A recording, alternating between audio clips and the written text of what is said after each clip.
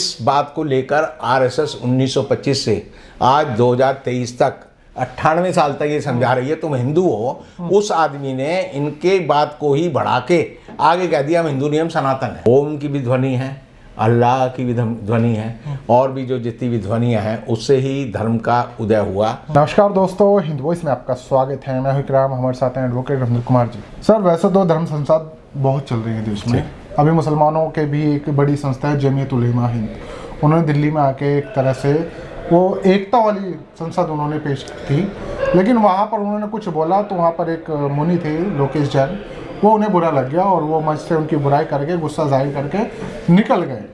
उन्होंने एक वाक्य बोला था कि ओम और अल्लाह एक हैं। तो कितने एक हैं आपसे थोड़ा जानना चाहता हूँ, और ये एकता सम्मेलन में धर्म वाली बातें कैसे आ गई? देखिए, एकता सम्मेलन जो बुलाया जाता है वो हमारे यहाँ एक परंपरा पहले नहीं थी, ये बाद में शुरू हुई। दो तरह के हमारे यहाँ इतिहास हैं जिनके बारे में आप कह सकते हैं कि कौन सा धर्म ठीक है कौन सा नहीं है। तो ये परंपरा ब्रिटेन में, यूरोप में और अमेरिका में है। और एक जो सबसे बड़ी धर्म संसद जो है फेमस है, जो सब धर्मों की हुई थी, वो शिकागो में हुई थी, जिसमें विवेकानंद ने वहाँ पर हिस्सा लिया था। और विवेकानंद के भाषण में जब उन्होंने कहा कि भाइयों और बहनों, तो ब्रदर्स एंड सिस्टर, तो इस सुनकर ये हम पढ़ते हैं इतिहास में कि 5 मिनट तक लोग एक तालियां बजाते रहे, उनका उठकर स्वागत किया उन्होंने, और कहा कि ये ऐसा आदमी है जो किसी व्यक्ति को, क्योंकि अंग्रेजी में कहते हैं लेडीज एंड जेंटलमैन, तो औरतों और आदमियों, तो उन्होंने कहा भाइयों बहनों, उसका एक प्रतीक बना और विवेकानंद वहाँ एक प्रसिद्ध व्यक्ति बने। और दूसरा हम धर्म संसद का देखते हैं जो शास्त्रार्थ के हमारे यहाँ परंपरा है, वो एक परंपरा जो है जो आर्य समाज के संस्थापक हैं उनके साथ आती है कि वो जो है जब उन्होंने अपना सत्यार्थ प्रकाश ग्रंथ लिखा तो वो हर एक को कहते थे कि चुनौती देते थे, आओ हम एक दूसरे से बहस करें, शास्त्रार्थ करें, मतलब अपने शास्त्र लाकर उनसे ये सिद्ध करेंगे कौन सा धर्म अच्छा है कौन सा खराब है। और दयानंद सरस्वती उनका नाम था। और इसीलिए आप देखेंगे कि स्वामी दयानंद की जो नीति है या उन्होंने जो सत्यार्थ प्रकाश लिखा वो एक कटु आलोचना है इस्लाम की, ईसाइयत की भी, लेकिन उसकी वजह से पूरा पंजाब जो है वो एक तरह से आर्य समाजी हो गया। अच्छा। और सबसे ज़्यादा आर्य समाज की संस्थाएं जो डीएवी संस्थाएं हैं का आज भी वो जो है 1000 से ज़्यादा स्कूल कॉलेज वगैरह चलाते हैं, यूनिवर्सिटी चलाते हैं। तो वो हम पंजाब में, हरियाणा में, हिमाचल में और यूनाइटेड जो पंजाब भारत था आज़ादी से पहले का वहाँ देखते हैं। तो हिंदुओं ने वहाँ पर उसको अपनाया। और सबसे बड़ी बात यह है कि जो जाट संप्रदाय है, जो जाति के लोग हैं, उन्होंने उनपे सबसे ज़्यादा असर हुआ आर्य समाज का। और इसीलिए वो जाट लोग जो है कई बार मंदिर में नहीं जाते, वो भगवान को नहीं मानते। और इसलिए जो है ये एक अच्छी परंपरा है कि लोग एक दूसरे के धर्म के बारे में जब भी जानेंगे, जब वो एक दूसरे से मिलेंगे, एक दूसरे के रीति रिवाजों में जाएंगे, एक दूसरे की शादी में जाएंगे, तभी उन्हें समझ आएगा दूसरा क्या। लेकिन यहाँ तो विवाद खड़ा हो गया ना मिलने पर सर। नहीं, विवाद ये खड़ा हो गया क्योंकि उन्होंने जो जमीयत उलमा हिंद के जो मौलवी साहब अरशद मदनी जो गए, उन्होंने कहा कि ओम और अल्लाह एक ही है।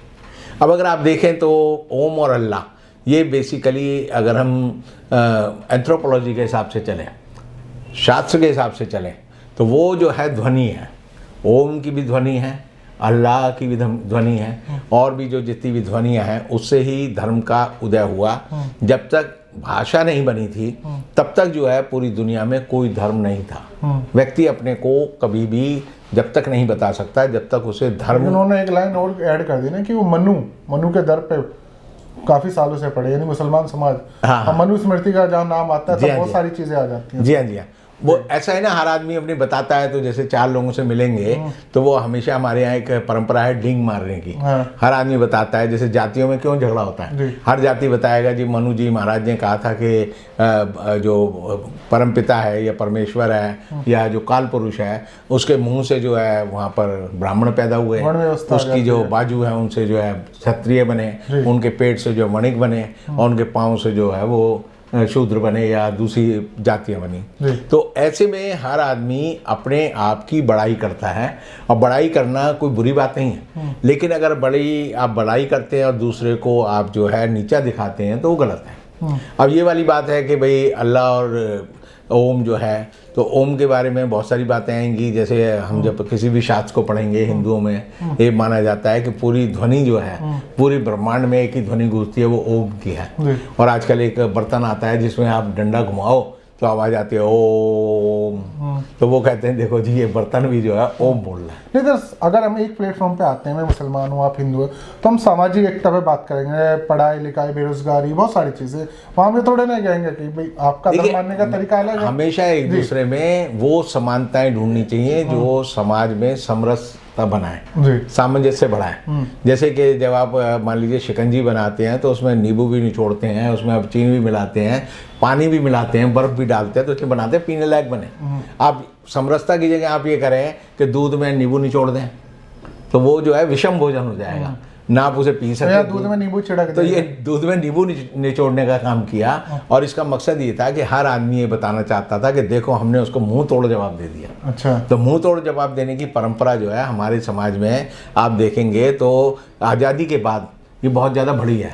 पाकिस्तान को गाली देते रहो दिन रात, आप लोगों को कहो जी महंगाई बढ़ गई है, वो कहेगा पाकिस्तान में जो है टमाटर जो 80 रुपये किलो बिक रहा है, हमारे यहाँ 10 रुपये बिक रहा है। लेकिन इसी तरह वो दूसरी बात ले आएंगे कि दूसरे को ओछा दिखाने के लिए वो एक कहेगा जी कि वैश्यावृत्ति जो है वैश्यालयों में जाओगे तो मुसलमान विधवाएं ज़्यादा मिलेंगी या परित्यक्त औरतें ज़्यादा मिलेंगी, कोई कुछ और बताएगा।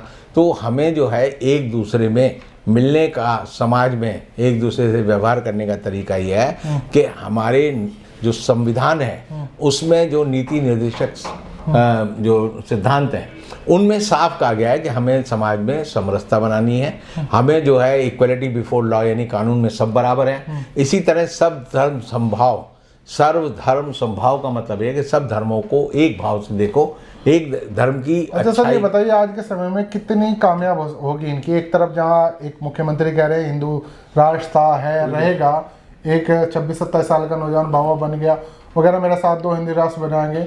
ऐसे में ये सर्व समाज धर्म की जो एकता सम्मेलन हो कितना उनके अपोजिट काम करेगा? देखिए आप जिस धीरेन्द्र नाम के व्यक्ति की बात कर रहे हैं जिसको सारे टीवी चैनल रोज दिखाते हैं, और मैं मानता हूँ कि वो मूर्ख व्यक्ति है, वो बड़बोला व्यक्ति है, उसको ज्ञान नहीं है, वो सिर्फ लोगों की भावनाओं का इस्तेमाल इसलिए कर रहा है क्योंकि आरएसएस को सूट करता है। वो एक पाखंडी व्यक्ति है। आपने अपना खुद चैनल में दिखाया कि किस तरह जो है एक जादूगर सम्राट आए, उन्होंने नोट भी निकाले, उन्होंने सारी चीज़ बता दी, और आप देखेंगे कि 5 लाख लोगों ने भी वो देखा। तो वो जो है जादूगर सम्राट जो है उनका आपने खुद दिखाया, और उसकी छोटी छोटी बातें जो है ये धीरेन्द्र नाम का व्यक्ति करता है। अभी उसका भाई जो पकड़ा गया रिवॉल्वर के साथ शराब पीकर गाली गलौज करते हुए, तो ये लोग जो है छोटी बुद्धि के हैं। आप समझिए कि विजडम जो है और वर्च्यू और ज्ञान ये तीनों अलग अलग चीज़ें हैं। बच्चे को आप किताब दे देंगे वो रट लेगा, रामचरितमानस मैंने रट ली तो मैं उससे रट के मैं रटंतु तोता तो हो जाऊंगा, लेकिन मैंने उससे ज्ञान ग्रहण किया है या मेरे अंदर वर्च्यू या विद्वत्ता आई है, उस पर डिपेंड करता है कि आती है नहीं आती है। अब जिस व्यक्ति को बार बार जो है धर्म ग्रंथ दिखा रहे हैं तो वो कहता है कि हम हिंदू नहीं हैं, हम तो सनातन हैं। तो जिस बात को लेकर आरएसएस 1925 से आज 2023 तक 98 साल तक ये समझा रही है तुम हिंदू हो, उस आदमी ने इनके बात को ही बढ़ा के आगे कह दिया हम हिंदू नहीं हम सनातन है। तो हिंदू वाले जो 98 साल तक जो ये कहानी सुना रहे थे कि गर्व से कहो हिंदू हैं, तो वो तो इन्होंने उसे काली पोत दी। आरएसएस का पूरा एजेंडा ही था हम हिंदू हैं, हिंदू से हिंदुस्तान, अब सनातन है तो सनातन से सनातन स्थान बनेगा। तो ये जो शब्दों के साथ खेलने की बात है, ये मूर्ख लोग जो है ये क्या करते हैं, जादूगर जो है ना, जब एक जादू दिखाता है तो दूसरा दिखाता है, फिर तीसरा दिखाता है, तो लोगों को लगता है कि बांधे रहो, आदमी का दिमाग व्यस्त रहे। फिल्में जैसे आप देखते हैं उसमें एक रील चलती है, दूसरी आती है, तीसरी आती है। तो ये जो है धर्म को नहीं समझने वाले लोग हैं।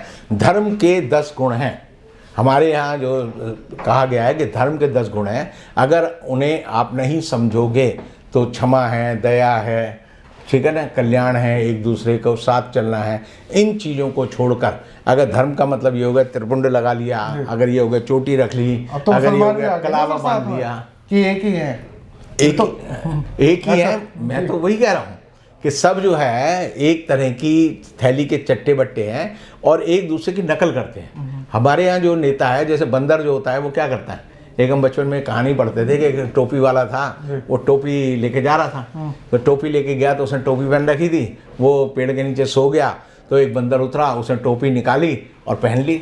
उसको देख कर दूसरे बंदर भी आए, सबने टोपी पहन ली। अब टोपी वाला बड़ा परेशान कि मेरे को टोपी कैसे मिले। तो दूसरे एक साधु ने उसको समझाया कि भाई तू ये बंदर है, नकलची बंदर है, तू इनकी प्रवृत्ति समझ। तो उसे क्या करूं, उसने कहा तू अपनी टोपी लेके नीचे फेंक दे। उसने ली टोपी, नीचे फेंकी, सारे बंदर ऊपर से देख रहे थे, उन्होंने भी अपनी टोपियां नीचे फेंक दी, तो उसने अपनी टोपियां इकट्ठी की और चल गए। तो ये समझिए, ये जितने धर्म ग्रंथ हैं, धर्म में लोग अभी इकट्ठे हो रहे हैं, सनातन धर्म की बात कर रहे हैं, ये सर वो पेड़ पे बैठे हुए बंदर हैं। अभी थोड़े दिन पहले आपने पढ़ा होगा कि महाराष्ट्र में एक जगह जो है रुद्राक्ष यज्ञ हो रहा था, 5 लाख लोग इकट्ठे हो गए रुद्राक्ष बांटने में, और 5 औरतें जो है दबकर मर गई।